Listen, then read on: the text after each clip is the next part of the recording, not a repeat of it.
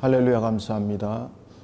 오늘은 목요 성경 공부 누가복음 우리가 20장 1절에서부터 26절까지 하겠습니다. 누가복음 20장은 내용이 좀 길어서 우리가 둘로 나눠서 보도록 하겠습니다.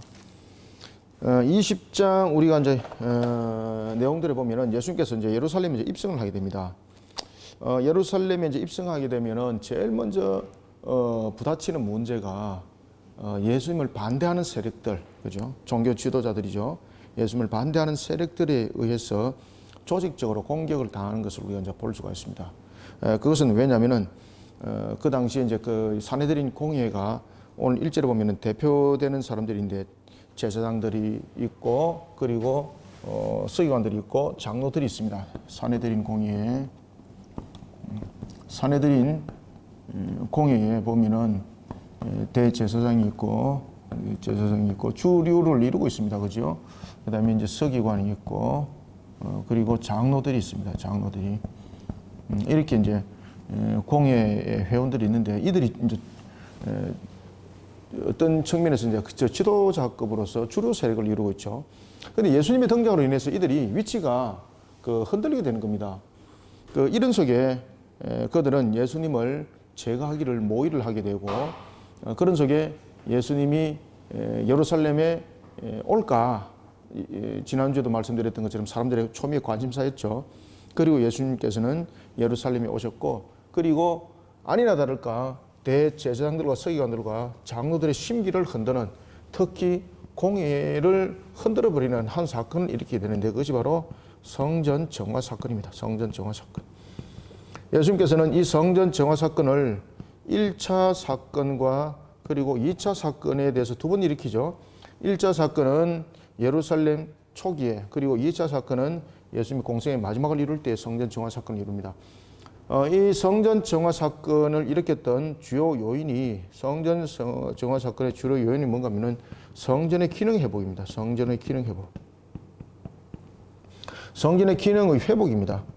여기서 산헤드린 공회, 다시 말하면 제사장들과 서기관들이 이들이 생각하고 있는 성전의 개념은 무엇인가 하면은 이 성전은 하나의 우상적 요소를, 우상이라고 말하지는 않지만은 이 속에는 첫 번째 우상적 요소를 담아냅니다.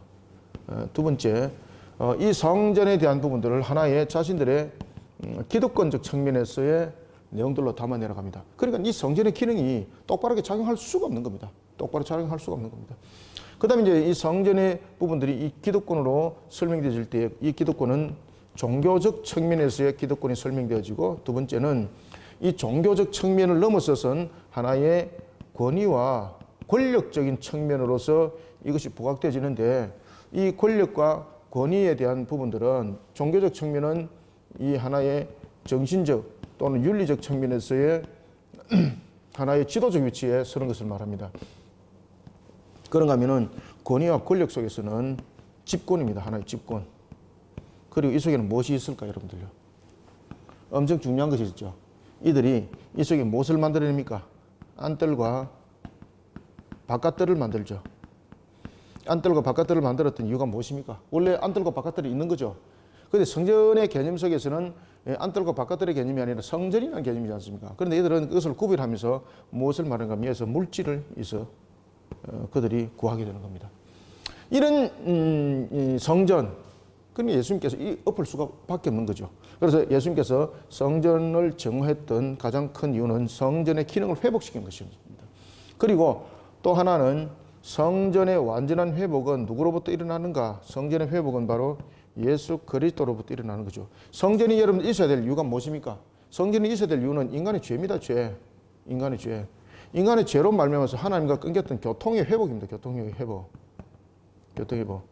그러면은 성전의 기능이 여기에 맞춰야 되지 않습니까? 여기 맞춘 기능은 없습니다. 그냥 여기 맞춘 기능은 전부 다 하나의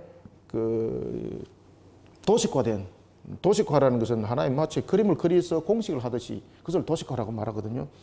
이것은 마치 도식화된 것처럼 그리고 이것은 마치 하나의 율법화된 것처럼 그렇게 움직이고 본질은 이게 되는 겁니다. 본질은 완전히 그냥 이 전화 위복이 아니라 이것은 완전히 그냥 앞뒤가 바뀌어버리는 그런 모습 속에 성전이 되어 있으니 예수님께서 제일 먼저 예루살렘 입성해서 이렇게 된 것이 여러분 어떤 사건들이 성경에 등장합니까? 성전 정화 사건이 등장하지 않습니까? 그죠? 성전 정화 사건이 가장 큰 사건이죠, 그죠?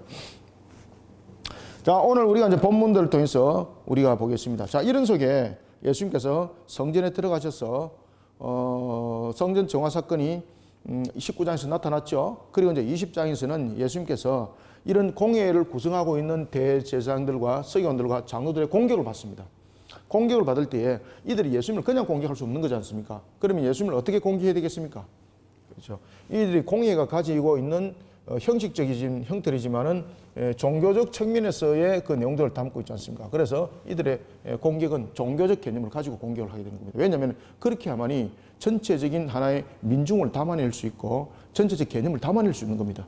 그래서 종교적 개념에 대해서 예수님을 공격해야 되는데 그때에 예수님께서는 이들의 모습을 무엇으로 비유를 하는 겁니까? 오늘 우리가 이제 첫 번째 비유가 이제 등장하는데 그것은 바로 포도원의 비유를 통해서 예수님께서 설명합니다.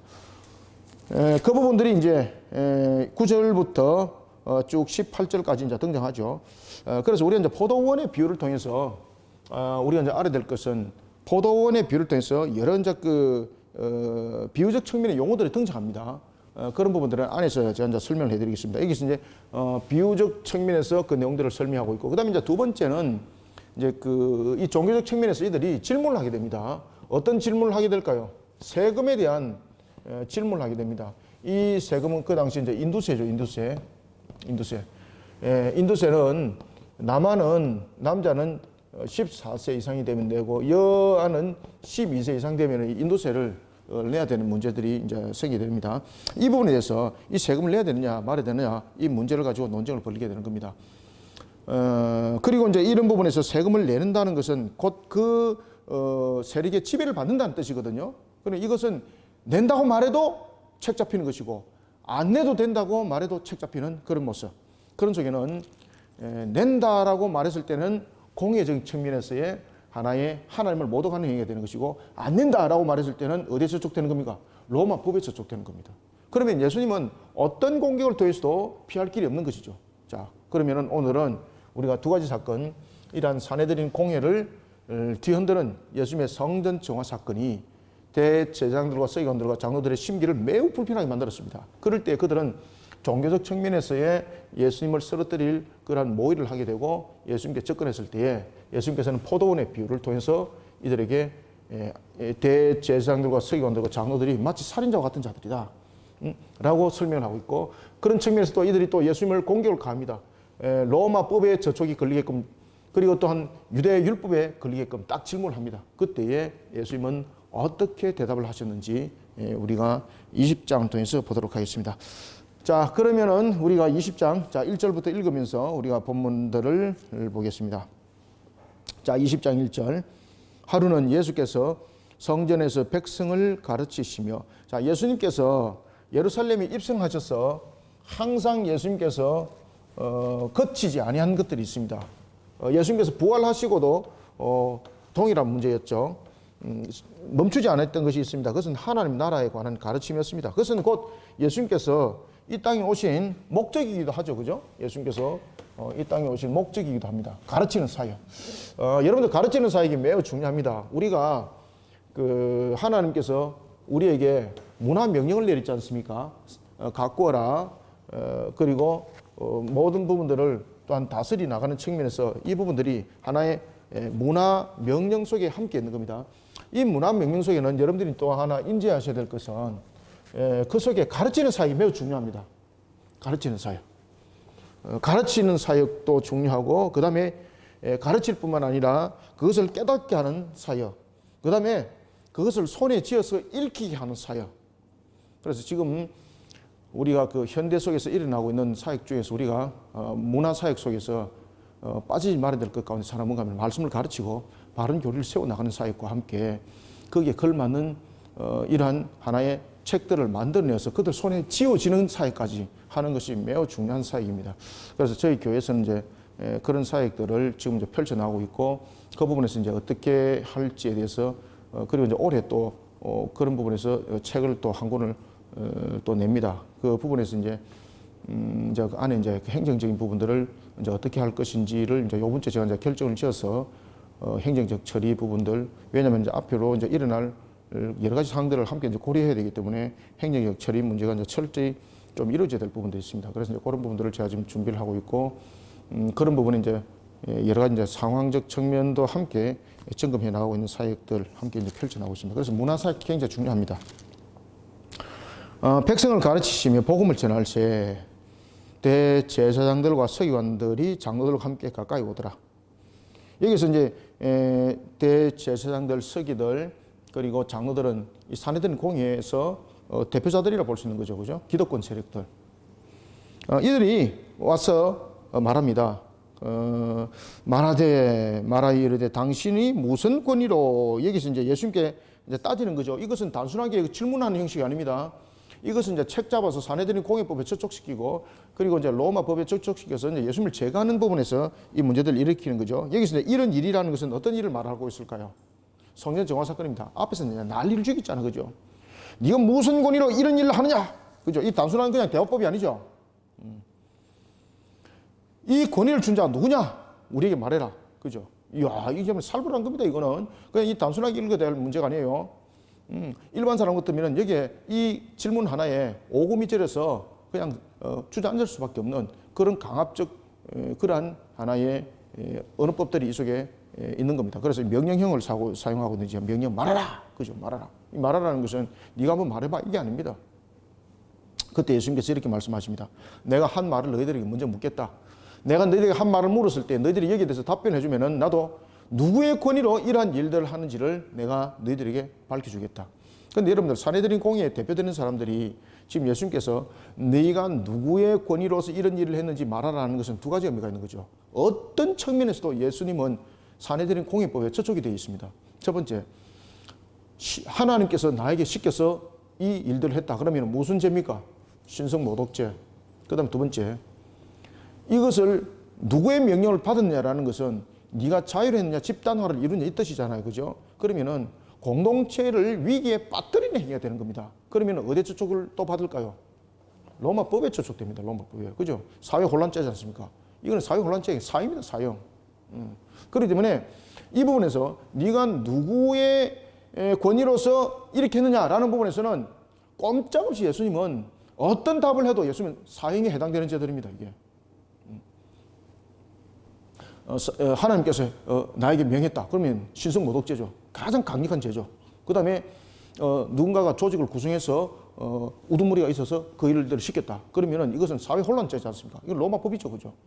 로마법이 저쪽이 되기 때문에 이것은 반드시 최고의 법으로서 형을 받게 되어 있습니다.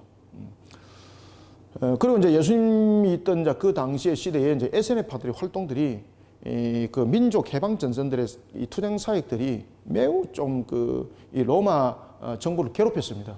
그래서 예수님께서 십자가에서 달리실 때 누구를 해방시킵니까? 바나바를 해방시키지 않습니까?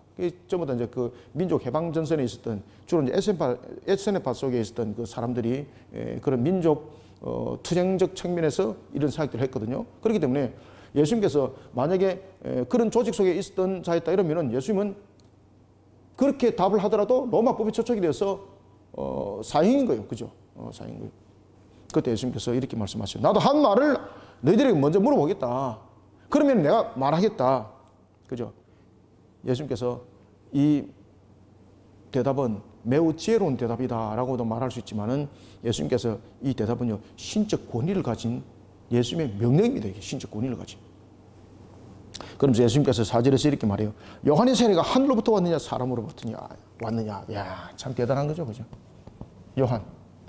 요한의 세례가 어디로부터 왔느냐? 첫 번째, 하늘로부터 왔느냐? 두 번째, 사람으로부터 왔느냐? 이게 여러분들 왜 예수님께서 이렇게 질문했을까요, 여러분들요?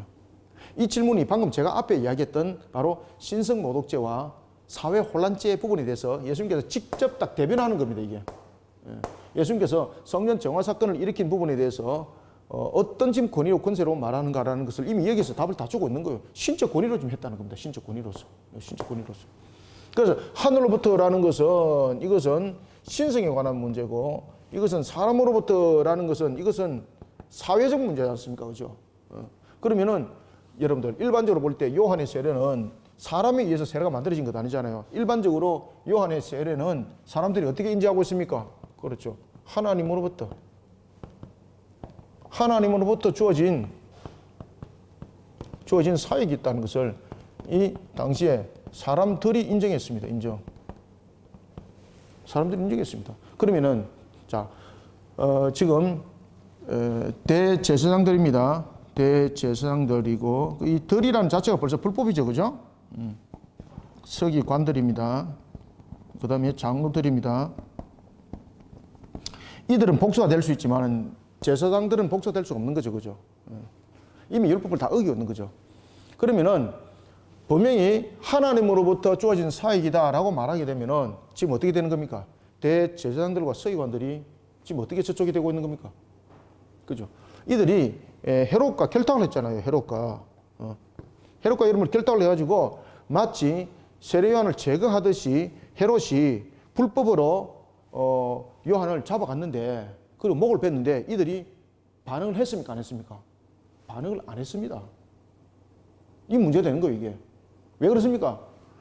헤롯이 지금 잘못된 거잖아요. 그럼 이 잘못된 것을 이들이 종교적 측면에서, 그 다음에 그 당시에 사회적 하나의 기득권적 측면에서 이 잘못된 것을 바로해야 되는 거잖아요. 근데 이들을 방치했잖아요. 요한을. 왜 방치했습니까? 자신들의 기득권을 흔들어 버렸기 때문에. 특히 세례 문제 가지고 이 기득권을 흔들어 버렸기 때문에 방치를 했던 거죠. 그러면은 이 사내들인 공예가 직무유기가 되는 겁니다. 근데 이 직무유기는 단순한 직무유기가 아닙니다. 하나님에 관한 직무유기가 되는 겁니다. 가장 큰 죄가 되는 겁니다. 그러니까 이들이 이 큰일 났다. 만약에 이것이 분명히 하나님부터 주어진 사역인데 하나님으로부터 주어졌다면은 그러면은 이 세례 요한의 문제를 가지고 분명히 백성들이 반란을 일으킬 것이다.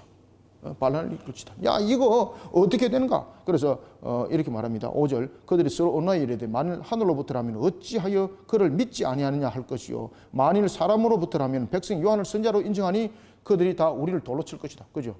만약에 그가 사람으로부터라고 말한다면은 그는 선지자로서의 역할들을 감당한 자였다. 그런데 이 헤롯이 그러한 역할들을 사역들을 감당했던 그러한 세례 요한을 방치했다는 거죠. 그러면은 사내들인 공예법에 의해서 이들은 처단의 대상들입니다. 사내들인 공예법에 의해서 그죠? 스스로.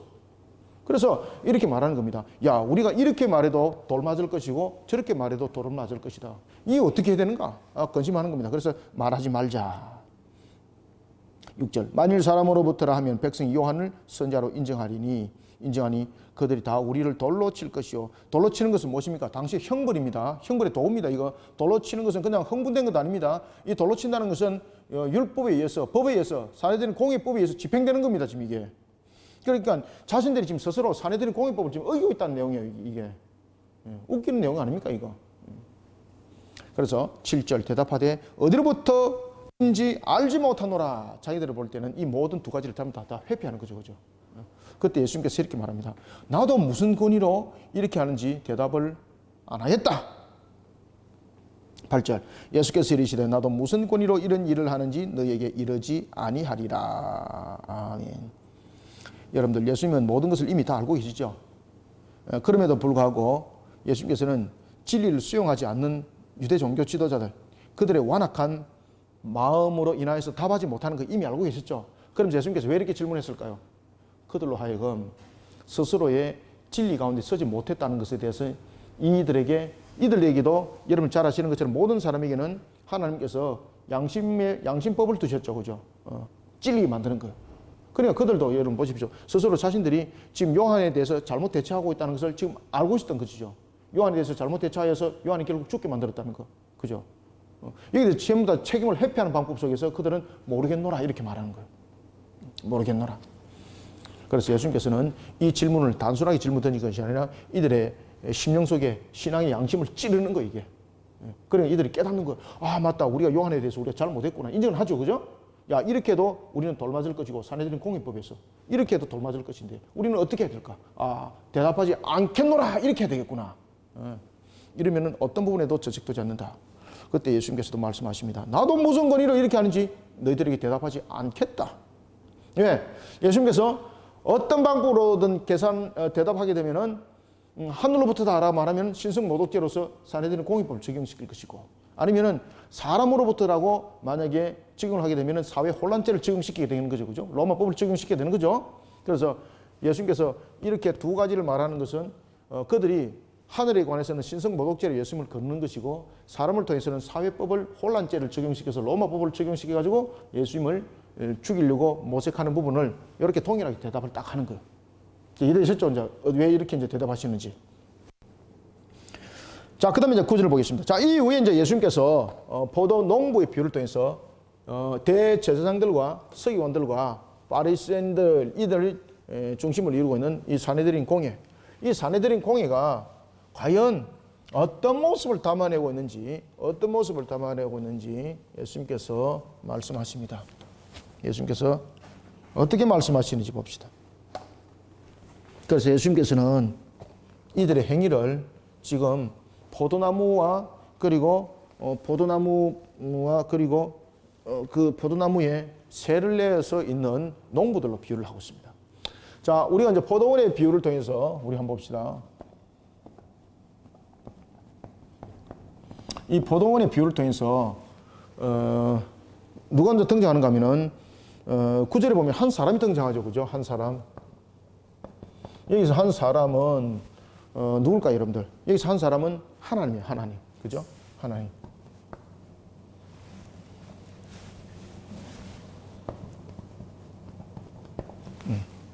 그 다음에 두 번째, 누가 또 등장합니까? 농부가 등장하면서 포도원이 먼저 나오네, 그죠? 포도원.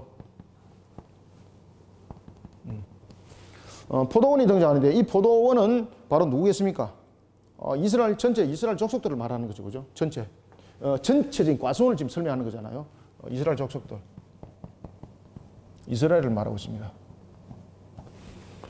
그 다음에 이제 세 번째, 또 농부가 등장하죠. 여기서 농부. 여기서 농부는 누굽니까? 이스라엘 지도자들입니다. 지도자들. 여기서 대표된 사람들은 누구들입니까? 바로 사내들인 공회원들입니다. 사내들인 공회원들. 자, 그 다음에 이제 네 번째는 보면은 세를 주는 문제가 이제 등장하지 않습니까? 이런 부분에서 특히 이제 네 번째 이제 세를 주는 문제. 예수님께서 한 사람이 타국을 멀리 떠납니다. 수년 동안 오랜 기간 동안 떠나기 위해서 이 포도원을 농부에게 맡깁니다. 그런데 농부에게 그냥 맡기는 것이 아니라 세를 내도록 하죠. 이 세를 내도록 하는 것은 무슨 의미를 가지고 있는 겁니까? 이스라엘을 잘 관리를 하라는 것입니다. 그죠? 이스라엘 잘 관리를 하는데 이스라엘은 자기 것이 아니라는 것을 반드시 인지하라는 겁니다. 그럼 여기서 이제 이야기를 하고 있는 것은 뭔가 하면은 이스라엘 지도자들에게 백성들을 정치적으로, 종교적으로 잘 지도하되 그 머리는 누구라는 것을 항상 인지하라는 겁니까? 하나님의 것을 항상 잊지 말라는 겁니다. 그래서 여기서 세를 준다는 것은 종교 지도자들이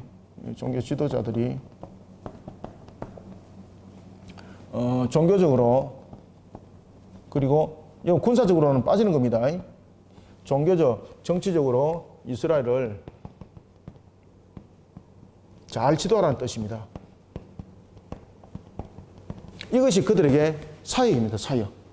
그리고 항상 세를 주고라는 것에 대해서 주인은 누구라는 이야기입니까? 그렇죠. 주인은 자신들이 아니라는 겁니다. 주인은 자신들이 아니라 바로 하나님이 주인이라는 것을 잊지 마라. 그런데 사내들이는 지금 자신들이 주인 행사를 하고 있는 거예요. 주인 행사를. 그 다음에 이제 다섯 번째 또 비유가 나오죠. 타국이 같다라는 것이죠. 타국이 같다. 타국이 같다. 타국이 같다는 것은 이것이 사역을 맡김입니다. 맡김. 주님이 다시 오시는 그날까지 사역을 맡김이죠.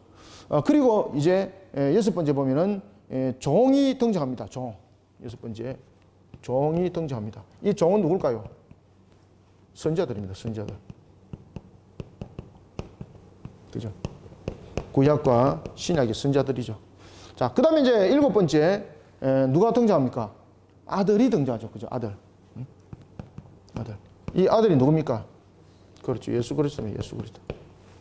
그래서 이 비유를 통해서 예수님께서는 언약의 성취적 문제, 그 다음에 그 복음에 관한 부분들, 십자가 사건에 관한 부분들 이 전부 다 설명하고 있습니다. 이 한 그 포도원의 비유를 통해서. 포도원의 비유를 우리가 9절부터 한번 보도록 합시다. 9절. 그가 또 이 비유로 백성에게 말씀하시기 시작하시니라. 한 사람이 포도원을 만들어. 그죠? 한 사람이 하나님이 포도원을 만들어. 그죠? 그러면 주인이 누굽니까? 이스라엘의 주인이 누굽니까? 하나님이라는 거죠. 농부들에게 세를 주고 타국에 가서 오래 있다가 농부들, 그죠? 이 지도자들이죠. 지도자들한테 그냥 맡긴 것이 아니라 그냥 준 것이 아니라 세를 줬다는 거죠. 세를. 세를 줬다는 것은 이 종교 지도자들이 종교적으로 정치적으로 이스라엘을 잘 다스리도록 그들에게 역할들이 주어진 것인데 그들이 지금 주인 행사하고 있다는 겁니다. 나중에 이제 이야기가 스스로 주인이 되려고 하는 겁니다. 자신이 주인이 아니라 하나님의 주인이라는 것을 반드시 알으라는 의미에서 무엇이 강조되는 겁니까? 세를 주고라는 것이 이게 강조되는 겁니다. 우리가 여러분들 우리도 지금 교회가 임대료 있지 않습니까? 세를 주잖아요. 우리가 주인 아니잖아요. 누구에게 세를 줍니까? 그렇죠. 건물 주인에게 세를 주는 거잖아요. 그래서 이 세를 주고라는 의미에 대해서는 사내들인 공예, 종교 지도자들이 마치 종교적으로 정치적으로 자신이 주인 행세를 하고 있는데 그것이 얼마나 잘못된 것인지 보라는 겁니다. 지금 이게. 10절. 때가 이름에 포도원 소출 얼마를 바치려 하려고 한 종을 농부에게 보내니 농부들이 종을 몹시 때리고 그저 보냈거늘. 자, 여기서 이제 보면은 세 번의 사건과 세 번의 사건과 네 번째 살인 사건이 이제 벌어지는 거죠. 지금 여기서 이제 비유적으로 여러분 보십시오. 사건이 크게 1, 2, 3에 대해서 논해지고 또한 네 번째입니다. 왜 지금 사건을 네 번으로 여러분 이 부분들을 간추려 나가는가라는 것입니다. 이것은 바로 뭔가 하면 인간의 모습을 담고 있는 겁니다. 자, 여러분들 1은 무엇입니까? 1은 대표성이고 2는 정인이고 3은 하늘이죠. 그죠? 삼성천에 관한 문제, 하늘 보호자에 관한 문제를 다루고 있고 4는 무엇입니까? 사람입니다. 사람. 사람의 행각들. 죄인이 그 속에 이제 함께 다뤄지고 있는 것이죠. 그래서 이 문제를 첫 번째, 두 번째, 세 번째 두들겨 맞고 그 부분들이 점점 정청법에 의해서 격상되어지고 그 다음에 네 번째 사람의 죄를 완전하게 딱 다루고 있습니다. 그런 속에 살인죄, 그죠? 자, 먼저 보겠습니다. 특히 여러분들 보시면은 여기서 이제 포도원의 비유를 했던 이유를 여러분 잘 기억하셔야 됩니다. 이 포도원이라는 비유들은 포도는 말 그대로 축복의 하나의 내용들을 담고 있잖아요, 그죠? 극상품이 된 가장 가치 있는 것들, 가장 가치 있는 열매. 인류에서 최초에 여러분들 보시면 음료로서 사용되어졌고 치료약으로 사용되어진 과일이 무엇입니까? 포도입니다. 포도. 그래서 포도는 제사장들에게 치료약으로 허용이 됐죠. 포도주가. 그죠? 그 다음에 화목제를 지낼 때에 포도주가 허용이 됐죠. 그죠? 그래서 치료도 하지만은 또한 기쁨을 나누는 것. 지금은 우리가 보면 포도주를 이렇게 이제 사람들이 막 과하게 음용해서 사고를 치는 음주 사고가 생기게 되는 거죠. 그 최초의 음주 사고를 일으킨 사람은 누굽니까? 그렇죠. 노아입니다. 노아. 포도주 가지고 음주 사고 최초로 일으켰던 사람. 그게 과하면 안 된다는 거죠. 하나님께서 우리에게 포도주를 허락했습니다. 이 포도주를 허락한 것은 지금과 같은 우리의 음주 문화를 말하는 것이 아닙니다. 이 포도주를 허락한 것은 그 잔치의 흙을 돋구는 측면에서 흙을 돋구는 측면에서의 하나의 우리의 주신 하나님의 은혜인데 인간이 죄를 범함으로 이것을 어떻게 했습니까? 과용으로 사용한 겁니다. 과용으로. 그래서 나타난 것이 노아의 바로 타락한 죄입니다. 그게. 자, 그래서 이 포도원이라는 것은 굉장히 중요한 의미를 가지고 있는 것이죠. 그죠? 그래서 축복이 굉장히 큰 의미를 가지고 있습니다. 과일 열매 중에서 가장 또 열매를 많이 맺는 대표적인 나무가 무슨 나무입니까? 포도나무예요, 포도나무. 그죠? 과일을 제일 많이 맺는 중에서 대표적인 것들. 자, 그러면은 이 포도원에 대해서 왜 세를 처음부터 안 받았을까라는 것입니다. 자, 여기서 이제 왜 이제 이 수년이라는 세월이 지나고 난 뒤에 세를 받으러 갔냐 이겁니다. 그죠? 포도는 처음부터 여러분들 과실을 맺는 것 아니죠. 포도는 여러분들 처음에 과실을 맺으려면은 보통 한 3년 이상이 지나야 되는 거죠. 그러면은 3년에서 열매를 맺더라도 이 열매는 하나의 뜰 열매가 되는 거죠. 그죠? 그거 못 먹는 거죠. 그러면은 직접적으로 이제 수확을 거둘 수 있는 것은 4년째가 됐을 때죠. 그죠? 4년째가. 그러면은 4년째에 이제 열매가 맺으면서 5년째 될 때에 이 부분들의 열매가 이제 맺혀진다고 이제 볼 수가 있는 겁니다. 그렇지. 이 포도원지기에게 세를 거두러 갔는데 첫 해부터 제 4년 해까지는 세를 거뒀습니까? 안 거뒀습니까? 안 거두는 거예요. 이 속에서 이제 무엇을 설명하고 있는가 하면은 우리를 향한 하나님의 베푸심, 이 은혜를 설명하고 있는 거죠. 이렇게까지 은혜를 베풀었는데 은혜를 모르는 것이 인간의 죄성 속에 담긴 우리의 모습들이라는 겁니다. 그것이 바로 대제사장들과 서기관들과 장로들의 모습이 더 완악함 속에서 나타났다는 겁니다. 하나님께서 그렇게 우리를 향해서 은혜를 베푸십니다. 열매를 맺기까지 인내하시고 그 수확을 거둘기까지 그렇게 참아내십니다. 그런데 그 당시에 이제 고대 사회 속에서 법이 있습니다. 그것은 뭔가 하면은 수확이 거둬지는 철입니다. 그죠? 수확이 거둬지는 측면에서부터 3년간 세를 거두지 않게 되면은 어떻게 될까요? 5년째부터 3년간 수확을 거두지 않게 되면은 주인이 포기했다 이렇게 되는 겁니다. 주인이 포기를 했다는 뜻이고, 그래 되면은 이 땅은 누구의 땅이 되는 겁니까? 그렇죠. 세를 든 사람의 땅, 소유가 되는 겁니다. 이해되셨죠? 그래서 세는 꼭 거둬야 되는 거예요. 그죠? 그래서 이들이 지금 세를 안 주고 있는 것은 자신들이 주인이 포기했다는 것을 하나의 형태를 만들기 위한 모습이었습니다. 그 자신들이 이제 주인 노릇을 하기 위함이죠. 분명히 세를 내야 되는데 세를 안 내는 거죠. 자신들이 주인화가 되는 거죠. 그럴 때에 오늘 본문에 보면은 이제 그 이야기를 하는 겁니다. 자, 3년간이라는 것은 이제 어떤 의미를 담고 있는 건지 아시겠죠, 그죠? 그래서 3년, 그 다음에 네 번째 사건. 자, 그래서 종을 보냅니다. 첫 번째 종을 보냈습니다. 그 다음에 두 번째 종을 보냈습니다. 그 다음에 세 번째 종을 보냈습니다. 그리고 아들을 보냅니다. 자, 이것은 3년간 세를 안 냈을 때는 누구의 것이 되는 겁니까? 세를 안 받는다라는 주인의 포기 의사가 되기 때문에 그 땅을 세를 들었던 농부의 소유가 되는 겁니다.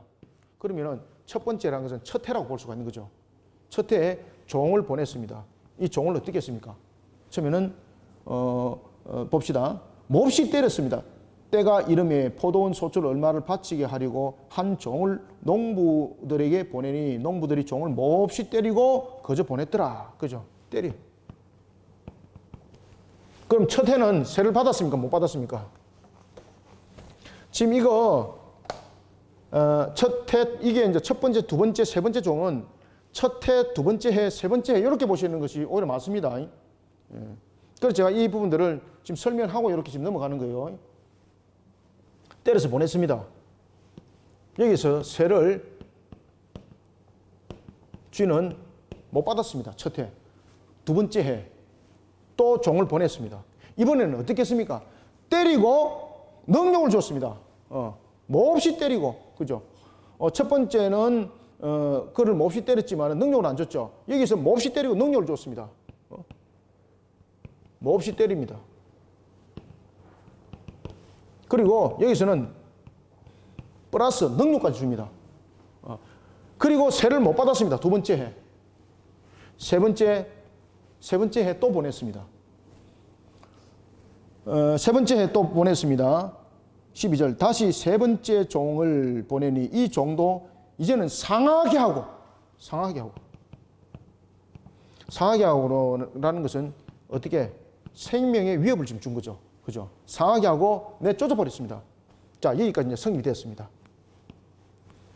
자, 그러면은 이제 수확이 되었을 때에, 수확철이 되었을 때에 3년간 세를 내지 아니하면은, 그죠? 주인이 지금 안 그다간 거잖아요. 자신들은 주인이 보냈는데 안 줬습니다. 이렇게 말 안 하는 거잖아요.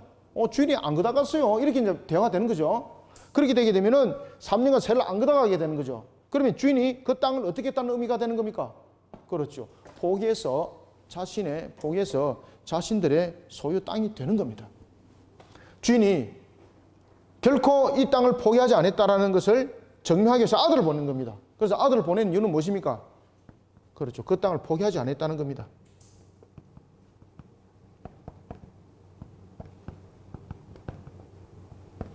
그 땅을 포기하지 않았다. 여러분들, 예수님께서 성부께서 아들을 이 땅에 내려보내주셨습니다. 그죠? 우리를 결코 포기하지 않았다는 거예요.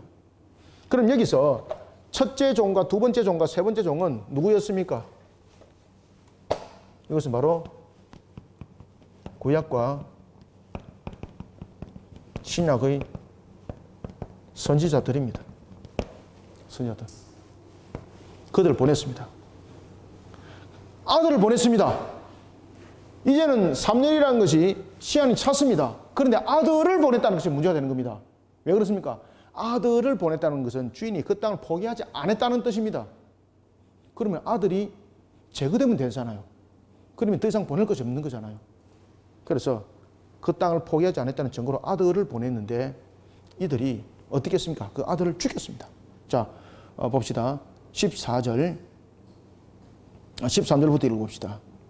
포도원 주인이 이르되 어찌할까? 여기서 이제 어찌할까는 이제 3년이 이제 된 거죠. 3년이 되면은 만약에 세를 받지 못하면은 이 땅은 주인이 포기한 것으로 이제 되는 거죠. 그러면은 그 땅은 이제 이들에게 돌아가는 것이 되는 겁니다. 그래서 어찌할까 하면서 아들을 보냅니다. 아들을 보낸 것은 어떤 의미를 가지고 있습니까? 그 땅을 내가 포기하지 않았다는 것을 증명하는 겁니다. 포도원 13절 포도원 주인이 이르되 어찌할까 내 사랑하는 아들을 보내리니 그들이 혹 그는 존대하리라 하였더니 농부들이 그를 보고 서로 언언하여 이르되 이는 상속자니 죽이고 그 유산을 우리의 것으로 만들자 하고 그를 어디에서 죽입니까? 포도원 밖으로 내쫓아 보냅니다. 포도원 안에서 죽이면 문제가 되는 거죠. 그죠? 어디 내보내면 그는 포도원 밖으로 내쫓아서 죽이는 겁니다. 그러면 포도원과 상관없는 자가 되는 겁니다. 포도원 안에서 피 흘렸습니다. 그럼 이건 문제가 되는 거죠. 포도원 밖으로 내쫓았습니다. 그리고 거기서 죽였습니다. 그러면 이 포도원에서 일어난 사건이 아니라 누군가에 의해서 다른 사람에 의해서 살인되었다는 것이죠. 그러면 자신들과 직접 관계도 없고 그 다음에 이 아들이 포도원에 왔다라는 증거도 없고 그러면은 그 땅을 결코 포기하지 않았다라는 주인의 그 의미는 살아나지 않는 거죠. 그런데 만약에 아들을 그 포도원에서 죽였다라면 어떻게 되는 겁니까?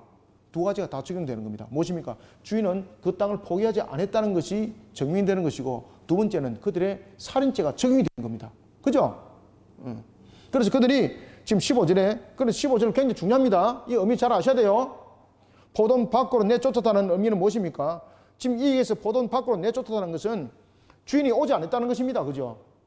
흔적을 남기지 않는 것이죠. 만약에 포도원 안에서 죽였다면 이 문제가 되는 겁니다. 이거는. 그래서 포도원 밖에서 죽이게 되는 겁니다. 포도원 밖에서. 포도원 밖으로 내쫓고 그를 죽입니다. 이 죽이는 것은 뭔가 하면은 이제는 더 이상 상속을 받을 자가 없다는 거죠. 그러면 이제 3년이 지났습니다. 주인이 이제 완전히 포기한 거죠. 그러면 이 땅은 자연스럽게 누구 땅이 된다는 겁니까? 그래서 법적으로 자신들의 땅이 된다는 겁니다. 그래서 이 본문들 잘 이해를 하셔야 됩니다. 이 본문들을 이해를 잘못하게 되면 이해가 안 되는 거예요. 와, 저렇게 했다고 자기 땅이 될 수 있는가? 그게 아닙니다. 그 당시 고대 사회 속에서는 이런 절차가 있었습니다. 이런 하나의 전통이 있었습니다. 그래서 포도원에 대한 부분에 5년째는 4년째까지는 수확을 거두지 않은 것은 하나님의 은혜의 비유를 설명하고 있습니다. 열매가 없기 때문에. 그래서 5년째부터는 이제 세를 거둬야 되는 것인데 세를 3년 동안 거두지 않게 되면은 주인이 그 땅을 포기했다는 측면에서 그 땅을 가꾸고 있는 사람의 소유가 되는 겁니다. 그 당시 고대 사회 속에서 전통에 하면은 그러니 그 모습 속에서 주인이 땅을 포기하지 않았다라는 부분에 대해서 세를 이제 거두러 간 거죠. 첫 번째 해 종을 때려 보냈습니다. 두 번째 해 종을 때리는데 심히 능력까지 줬습니다. 세를 못 받았습니다. 3년째 종을 또 보냈습니다. 심지어 생명까지 위협하면서 상하게 만들었습니다. 야, 이거 어떻게 할까? 어떻게 할까? 3년까지 이제 세를 못 받았습니다. 그러면 어떻게 되는 겁니까? 땅을 포기했다는 것이 됩니다. 그러면 3년째까지 못 받았습니다. 그러면 이 땅을 포기하지 않았다는 것은 어떤 다음에 조치가 이루어져야 되는 겁니까? 종을 보내서는 안 되는 겁니다. 누굴 보내야 되는 겁니까? 주인이 그 땅을 포기하지 않았다는 아들을 보내야 되는 겁니다. 아들을. 그래서 아들을 보낸 것은 그 땅을 포기하지 않았다는 증거인데 이들은 그것을 알고 그 아들을 포도원 밖으로 끌고 가는 겁니다. 그리고 포도원 밖에서 죽이는 겁니다. 이 사건이 바로 무엇을 우리에게 예고해 주고 있습니까? 십자가 사건과 그리고 예수님께서 죽으심이 예루살렘 성전 밖에서 죽는 것을 말하고 있습니다. 그래서 예수님께서 어디서 십자가 못에 박히십니까? 그렇죠. 예수님께서 겟세마네 동산에서 기도하실 때에 아버지여 이 잔을 내게서 물리쳐 줄 수 말씀은 물리쳐 주옵소서라는 이 십자가의 이 사건이 바로 골고다에서 일어나는 거죠. 그죠? 그래서 성전 밖에서 이 사건이 일어나는, 이 부분들을 전부 다 설명하고 있는 겁니다. 이 부분까지 여러분 이해되셨죠? 14절 농부들이 그를 보고 서로 의논하여 이르되 이는 상속자니 죽이고 그 유산을 우리의 것으로 만들자 하고 15절 포도원 밖에 내쫓아 죽였느니라. 포도원 밖으로 내쫓은 이유는 아시겠죠? 그죠? 포도원 안에서 죽이면은 그 땅의 주인이 권리 행사를 했다는 뜻입니다.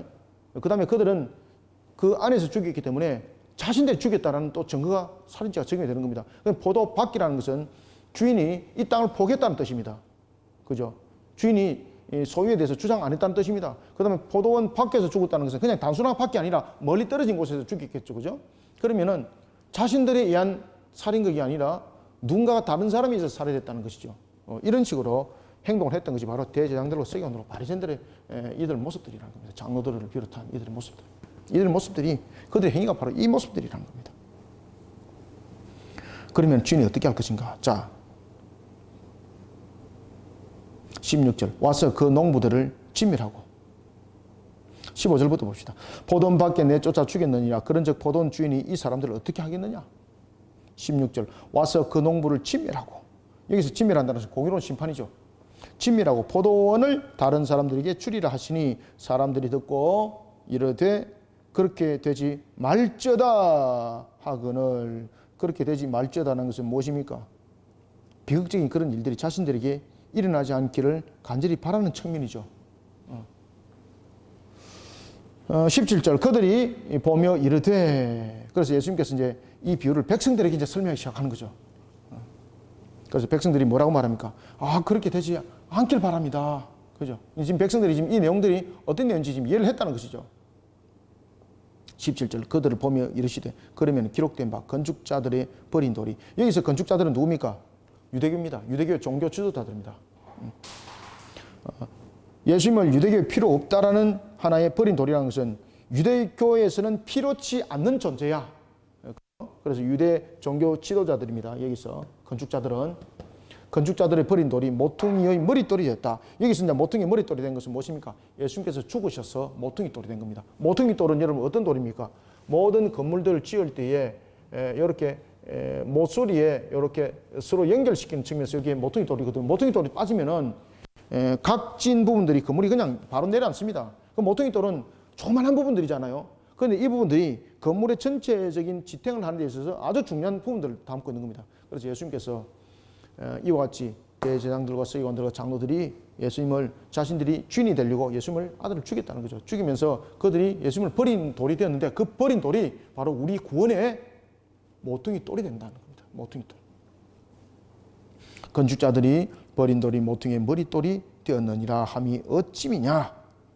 어찌미냐? 이것이 이제 시편에 나오는 내용이죠. 그래서 예수님의 죽으심은 또한 시편의 118편의 말씀의 성취이기도 합니다.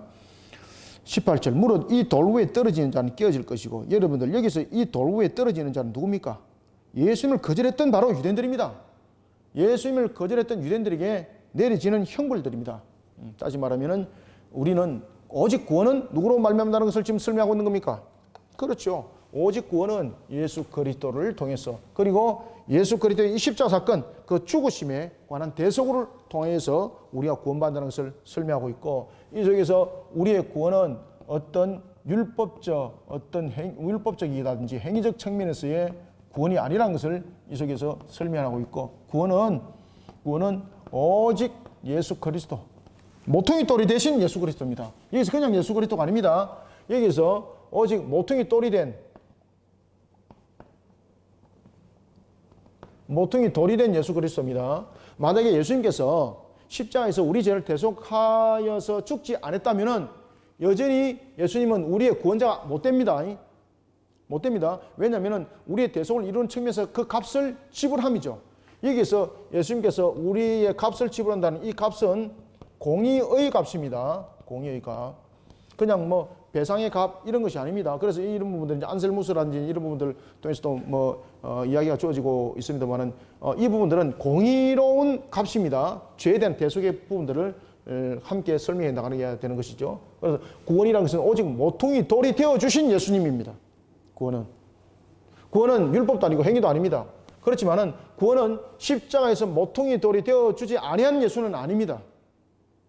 우리의 죄를 대속하신 그 십자가에서 죽으심과 부활하심이 함께 이루어진 모퉁이 돌이 된 그리스도입니다. 여러분들, 예수님께서 부활을 안 했다면은 모퉁이 돌이 될 수 있을까요? 안 될까요? 안 됩니다. 그래서 십자가에서 죽으심과 무엇이 함께 있어야 되는 겁니까? 부활이 함께 있어야 되는 겁니다. 죽으심은 두 가지입니다. 하나는 공의에 대한 값을 설명하고 있고, 그 다음에 또 하나는 죽으심은 계속 어떤 상태입니까? 저주의 상태에 놓여진 것을 말하고 있습니다. 죽음의 상태는. 그래서 이 부활은 이미 값이 지불된 상태 속에서 무엇을 깨트리는 겁니까? 저주를 깨트립니다. 그래서 부활이 반드시 있어야 돼요, 여러분들. 그냥 죽으신 상태로 있으면 안 돼요. 죽으신 상태에서는 공의의 값은 지불했어요. 그런데 완전한 지불이 안 돼요. 반드시 살아나셔야만이 저주의 값이 함께 있잖아요. 그죠? 저주에. 그래서 오직 모퉁이 돌이 되어주신 예수님은, 모퉁이 돌이 되어주셨다는 것은 바로 죽으시고 부활하심이 되었기 때문에 그 위에 이제 집을 짓는 거예요. 17절, 그들이 보면서 이르시되 그러면은 기록된 바 건축자들이 버린 돌이 모퉁이의 머릿돌이 되었느니라 하면 어찌미냐. 18절, 무릇 이 돌 위에 떨어진 자는 깨어지겠고 예수님의 그 대속의 죽음을 거절하는 자들, 유대인들, 그들에게 내려지는 형벌입니다. 깨어지겠고 이 돌이 사람 위에 떨어지면 그를 가루로 만들어 흩으리라. 그죠? 유대 종교 지도자에 대한 엄중한 심판. 그리고 여러분, 죄도 보면은요, 우리가 좀 이렇게 경고한 죄, 중한 죄가 있습니다. 경고한 죄는 뭐 중간지대 가고, 중한 죄는 지옥에 가고, 이게 아닙니다. 전부 다 지옥입니다. 그렇지만 지옥에서도 그 고통이 갑질의 고통이 있고요. 그런 내용들이 있습니다. 똑같습니다만은 그 부분들이 다릅니다. 또한 우리는 예수 그리스도를 믿습니다. 믿지만 우리는 또 무엇이 있습니까? 상급이 있습니다. 상급이 다릅니다. 여러분들 아시겠습니까? 그래서 상급 있는 행동들을 하시길 바랍니다. 주님의 이름으로, 주님의 값으로 정말 헌신되고 그 값을 위해서 열심히 살아가십시오. 반드시 상급이 있습니다. 이 땅에서도 있다고 그랬잖아요. 주님께서. 이 땅에서. 자, 이런 속에 이제 예수님께서 농부의 비유를 말씀하셨습니다. 그래서 여러분들 농부의 비유에 대해서 좀 이렇게 보니까 조금 이제 각이 잡히죠. 그죠? 이런 부분에서 왜 첫 번째, 두 번째, 세 번째 농부를 보낸지 이제 아셔야 됩니다. 그리고 첫 번째, 두 번째, 세 번째 이 부분에 대해서 말을 하고 있고, 그 다음에 네 번째 아들을 보냈던 부분들은 소유에 대한 부분들을 담고 있고, 또 하나는 인간의 죄에 대한 속성들을 이 속에 사라는 부분을 통해서 증거를 하고 있습니다. 예수님께서. 아시겠습니까? 인간의 죄의 속성 속에 담겨있는 그들의 모습 속에 항상 자신들은 하나님을 배격하는 모습이 그 속에 담겨 있다는 겁니다. 자, 그러면서 이제 이제는 인도세에 관한 부분들이 이제 등장합니다. 자, 보겠습니다.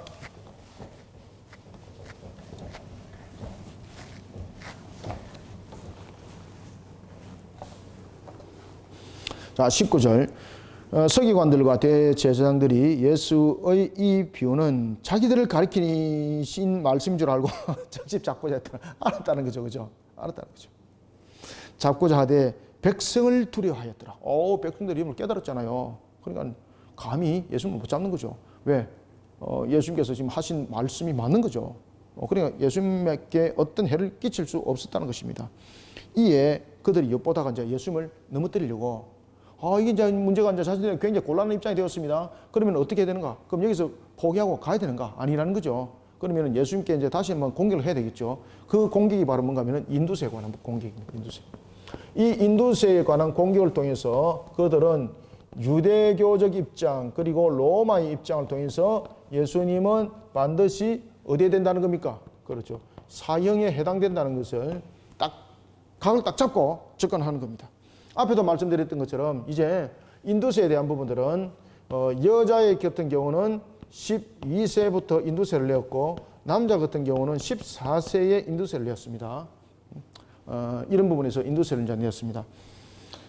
19절, 서기관들과 바리새인들이 예수의 이 비유는 자기들을 가리켜 말씀하신 줄 알고 즉시 잡고자 하되 백성을 두려워하더라. 20절. 이에 그들이 엿보다가 예수를 총독의 다스림과 권세 아래에 넘기려고. 이제 맞죠, 그죠? 총독이라는 것은 로마잖아요. 이 인도세 문제를 가지고 예수님을 사형에 해당되도록 넘기려고 하는 거죠. 총독의 다스림과 권세 아래에 넘기려 하여 정탐들을 보내어 그들로 스스로 의인인 체하고, 이게 이제 의인인 체하고라는 것은 유대 율법에 매우 충성스러운 모습을 담고 있는데, 그렇지만 의인인 체라는 것이죠. 의인인 체. 그래서 여기서 의인인 체라는 것은 사람들에게 공식적 측면에서는 저 사람 말이 굉장히 이렇게 율법적인 부분에서 맞다라고 인정받는 그런 모습들을 우리가 의인화라고, 의인인 체라는 것이죠. 의인인 체하면서 예수님의 말을 이제 책 잡으려고 하는 거예요. 자, 어떻게 물어봅니까? 21절. 그들이 물어 이르되 선생이여 우리가 아노니. 이 말 모두가 다 아는 거죠. 당신은 바로 이 말씀하시고, 당신은 바로 말씀하시고 가르칩니다. 바로 말씀하고 가르칩니다. 그래서 봉 떼어주는 거죠. 그러면은 사람을 외모로 취하지 아니하고 오직 진리로서 하나님의 도를 가르친다 하는데, 참 내가 볼 때도 맞습니다. 인정하고 들어가는 거죠. 그래서 의인인 체하는 거예요. 그러면서 딱 질문하는 거예요. 22절. 우리가 가이사에게 세를 바치는 것이 옳으니까 옳지 않으니까. 여기서 이제 가이사에게 세를 바치는 건 인도세죠. 만약에 여러분들 이 인도세를 내지 않는다면 어떻게 되는 겁니까? 로마 정부를 거부하는 것이 되는 겁니다. 로마 정부를. 이 인도세를 내지 않는 것은 로마 정부를 거부하는 것이 되는 것이고, 만약에 인도세를 내었다 그러면 유대교 측면에서는 무엇입니까? 매국노입니다. 매국노. 그렇죠? 그리고 로마 정부를 인정하는 측면에서 보면은 어떤 부분들이 되는 겁니까? 하나님을 인정하지 않는 겁니다. 그죠? 그래서 A와 B와 모든 부분에서 인도세는 결국은 유대교적 입장에서 사형이고 로마 입장에서 사형이에요. 그죠? 로마 유대교 입장에서는 유대교 법에서 공예법에 의해서 사형이에요. 신성모독으로. 만약에 인도세를 내야 된다. 우리가 가이사에게 세를 내야 됩니까? 그 당시에 로마 황제 가이사에게 세를 내야 됩니까? 라고 말할 때 우리가 세를 내야 되지 라고 말하는 것은 누구의 다스림 속에 들어간다는 겁니까? 로마의 다스림 속에 들어간다는 것인데, 또 하나는 중요한 것은 뭔가 하면 그 당시에 이 동전에 대한 비유가 여러분 잘 기억을 하셔야 됩니다. 이 속에는 보면은 첫 번째는 로마의 다스림입니다. 인도세를 낸다는 것은 로마의 다스림 안에 들어간다는 겁니다. 그 다음에 두 번째는 동전에 어떤 의미를 담고 있습니까? 내가 누구를 섬긴다는 의미예요. 로마 황제를 신으로 섬긴다는 뜻이 그 속에 있습니다. 우상숭배입니다. 우상숭배. 왜냐하면 동전에 그 내용들이 새겨져 있습니다. 그러면 결국은 매국노 입장에서는 민족적인 측면에서는 로마를 다스린다는, 로마 다스림을 받겠다는 뜻이죠. 매국노죠. 그 다음에 두 번째는 뭡니까? 우상숭배적 측면에서 신성모독이에요. 신성모독. 그러면은 유대공예법에서 이것을 공식적으로 자신들이 공식적으로 내지는 않지만은 어쨌든 간에 강압적 측면에서는 그 세를 내더라도 자신들이 원해서 내는 것은 아니잖아. 이 말이지 않았습니까? 그런데 예수님께 그렇게 묻는 것은, 예수님께서 만약에 이렇게 대답을 하게 되면은 예수님은 자신이 원해서 그렇게 낸다는 것이 되는 거예요. 지금 이해되고 있습니까? 그래서 유대주의의 법에 적용이 된다는 거예요. 자신들은 사실은 로마 강압에 의해서 빼앗김을 당하듯이 지금 인도세를 낸다는 것이죠. 아시겠습니까? 그런데 만약에 이들의 질문대로 가이사에게 우리가 세금 내는 것이 당연하죠. 이래 되면 어떻게 대응되는 겁니까? 풀이가. 빼앗김을 당하는 것이 아닙니다. 우리도 보면은, 여러분 보시면은, 일제 청산에 대한 문제 가지고, 이 문제, 이런 비슷한 문제 가지고 여러분 이야기 하죠. 그죠? 빼앗기듯이 한 것은 일제 청산이 아니고, 그렇게 하지요 하면서 낸 것은 일제와 함께 한 것이다. 이렇게 지금 해법 하잖아요. 맞잖아요. 우리 예전 측면에서 보면은 딱 해서 그렇게 되는 거잖아요. 지금 그렇게 딱 잡는 겁니다. 지금. 빼앗기듯이 인도세를 내는 것은 그들과 함께 한 것은 아니라는 뜻이죠. 빼앗김을 당했기 때문에. 그러니까 그들은 빼앗김을 당하듯이 세금을 지금 낸다 이 말입니다. 그런데 예수님께 질문 묻는 것은 인정하여서 내는 것이 되는 겁니다. 이해됐습니까? 기록 잘 해놓으십시오. 인정하여서 낸다는 것은 바로 유대교적인 측면에서 보면 로마의 다스림을 받겠다는 뜻입니다. 그럼 매국노입니다. 매국노. 그 다음에 두 번째, 그 동전에 무엇이 있습니까? 가이사의 우상이 있습니다. 그러면 결국은 우상을 숭배한다는 신성모독죄입니다. 그럼 그것을 자신이 원해서 이렇게 내야 된다라고 인정하는 것이 되는 거죠. 그럼 결국은 유대법에서, 공예법에서 사형. 그런데 그러면은 이 세를 안 내겠다면 어떻게 되는 겁니까? 안 내겠다. 안 내겠다는 것은 로마를 거부하는 겁니다. 로마. 그죠? 로마를 거부하기 때문에 이 또한 로마법에 의해서 사형이 되는 겁니다. 그래서 어떤 대답을 하더라도 예수님은 사형에 해당되는 겁니다. 자, 봅시다. 예수님께서 어떻게 답하셨는지. 22절. 우리가 가이사에게 세를 바치는 것이 옳으니까 옳지 않으니까. 23절. 예수께서 그 간계를 아시고, 이제 아시겠죠? 그 간계를 아시고 이러시되 데나리온 하나를 가지고 와라. 딱 이야기하는 거잖아요. 데나리온을 가져왔습니다. 그 데나리온 동전에 무엇이 새겨져 있습니까? 가이사의 형상이 새겨져 있다는 거죠. 가이사 형상. 그 당시에 가이사의 형상이 되어 있던 것은 두 가지입니다. 로마의 다스림은 가이사라는 겁니다. 왜냐하면 그 당시에 로마 군단들이 여러 군단들이 유럽에 있다 보니까 그 군단들이 반란을 일으키면 로마의 중심 세력은 그냥 한 방에 훅 가는 거예요, 여러분들. 그러다 보니까 이 군단들을 하나로 통일하고, 그리고 자신들이 식민 지배 속에 있는 이들이 자신을 어떻게 따르는가, 가이사가 이 속에 자신이 스스로 신이 되는 것이었습니다. 그래서 그 동전에 자기 얼굴을 새겼던 거예요. 그러면은 이 동전을 거부하는 자는 결국 로마를 거부하는 것이 되는 거예요. 그래서 가이사 형상을 딱 새기면서 모든 유럽의 주둔에 있는 군단장들은 가이사는 특별히 어떻게 보아야 된다는 겁니까? 황제가 아니라 우리에게 이 땅에서는 황제지만 그는 신이라는 거예요. 신이라는 거예요. 그래서 가이사에게 도전하는 것은 곧 신에 대한 도전이 되는 거예요. 그렇기 때문에 그 군단장은 어떤 법에도 모든 것은 제 첫 번째 그냥 단순한 반란이 아니라 신에 대한 대항이기 때문에 바로 그냥 죽임이에요. 그러면은 여러분들 황제를 엎어버리고 또 다른 황제가 되는 것은 뭐 여러 가지 부분에서 일어났던 사건이지 않습니까? 그런데 자신들이 신으로 여겼던 그 신을 끄잡아내고 자신이 왕이 되겠다는 것은 이거는 대화 내용이 다른 겁니다. 백성들이 용납 못하는 거죠. 그죠? 그 당시에 신성화를 이뤘는데 그래서 자신이 신이 되는 겁니다. 신이. 그래서 로마 황제는 신이라 불러라. 그래서 동전에 형상을 새겼던 거예요. 예수님께서 가져오라 그럽니다. 데나리온 하나를 내게 보이라. 누구의 형상과 글이 있느냐? 누구의 형상과 글이 여기 있느냐? 대답하되 가이사 것입니다. 그죠? 25절. 이르시되 그런즉 가이사 것은 가이사에게 하나님의 것은 하나님께 바치라. 오, 이렇게 정답을 내리는 거. 말 그대로 이 문제는 그 어디에도 저촉이 되지 않는 거죠. 하나님의 것은 하나님께 바치고 가이사 것은 가이사에게 바치라. 그러니까 로마 법에서도 보니까 맞는 거거든요. 그 다음에 유대교의 입장에서도 보면은 하나님의 것은 하나님께 바치라 그랬잖아요. 그럼 신성모독 아니잖아요. 가이사 것은 가이사에게 바치라 그랬잖아요. 너희들 것이 아니라는 것이죠. 그러고 보니까 이게 어디도 저촉이 안 되는 거죠. 그런데 여러분들 예수님께서 이렇게 말씀하신 내용의 골자는 무엇일까요? 정말로 가이사 것이 있습니까?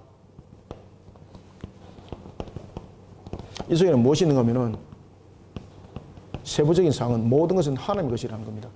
가이사의 것을 가이사에게 바치고 하나님의 것을 하나님께 바치라 그럴 때 가이사 것이 있습니까, 여러분들? 이 속에 예수님의 고백은 무엇입니까? 만물은 모든 것이 하나님에 의한 창조요. 만물은 그 주관자가 주인이 누구라는 겁니까? 그렇죠. 결국은 가이사의 것이 어디 있노 이 말입니다. 이게 가이사의 것이 어디 있노? 전부 다 하나님의 것인데, 그런데 가이사에게 바치라니 이것을 누구에게 바쳐야 됩니까? 라고 묻는 자체가 벌써 잘못된 것이다. 지금 예수님 이 깊이까지 함께 다 말씀을 주고 있는 거예요. 25절 이르시되 그런즉 가이사의 것은 가이사에게 하나님의 것은 하나님께 바치라 하시니 26절 그들이 백성 앞에서 그의 말을 능히 책잡지 못하고 그의 대답을 놀랍게 여겨 침묵하니라. 아멘. 그래서 모든 것은 하나님의 것이라는 것에 대한 이게 변증입니다.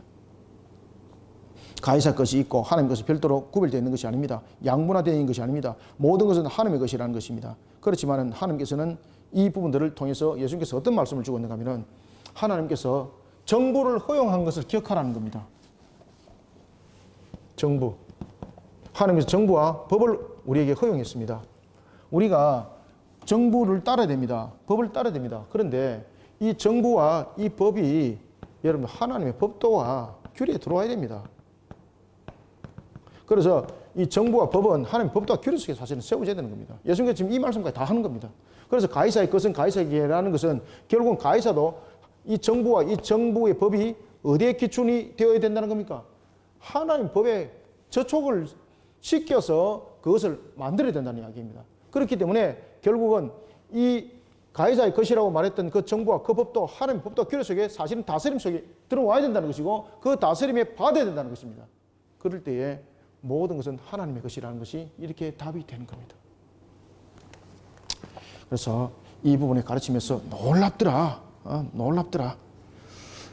놀랄 수밖에 없는 것이죠. 그래서 여러분 국가와 제도도 마찬가지입니다. 국가와 제도 이 부분들도 우리는 하나님의 법도와 규례 속에서 국가의 법도와 이 모든 부분들이 잡혀지고 만들어져야 하는 것입니다. 우리가 정했습니다. 우리가 정했기 때문이 아닙니다. 이 법에 정한 것이 어디에 저촉이 최종적으로 되어야 되는가? 하나님의 법도와 규례입니다. 그래서 우리는 정말로 이 온 세계의 주인이 되시는 하나님의 법도와 규례 속에 나라와 법은 바로 세워져 있는가? 이것도 함께 비춰보아야 될 내용이 바로 오늘 본문 속에 담겨져 있는 것입니다. 자, 오늘은 여기까지 하고요. 이제 다음 주에는 이제 부활 논제. 제가 앞에도 이제 말씀드렸죠. 그죠? 예수님께서 우리의 값이 되어준 것은 모퉁이 돌이 되어주신 오직 진정한 모퉁이 돌이 되어주신 것은 십자가에서 죽으심과 부활이 함께 있어야 된다. 이 부분들에 대한 이제 부활 논쟁에 대한 부분들이 이제 다루어지는 것을 보겠습니다. 이것은 다음 주에 함께 보도록 하겠습니다. 오늘은 여기까지 하겠습니다. 감사합니다. 수고하셨습니다. 하나님 감사합니다. 주께서 베푸시는 은혜를 감사드립니다. 특별히 오늘 우리에게 목요 성경 공부 누가복음 20장을 통해 주신 말씀을 삼가 잘 깨닫게 해주시고 하나님의 나라와 그 영광을 힘있게 세워나가는 우리 모두가 되게 역사하여 주옵소서. 하나님의 바른 말씀과 바른 교리를 세워 주님 앞에 영광 돌리고자 합니다. 또한 이런 사역 속에 우리 거리심교회 문화 콘텐츠 사역을 힘있게 펼쳐가고자 하니 이 모든 것이 힘있게 이뤄가게 하여 주시고 하나님의 영광이 드높이게 부족함이 없도록 하여 주옵소서. 오늘도 목요 성경 공부 가운데 임한 우리 모든 성도들에게 은혜 담비를 부어 주옵소서. 예수님의 이름으로 기도드립나이다. 아멘.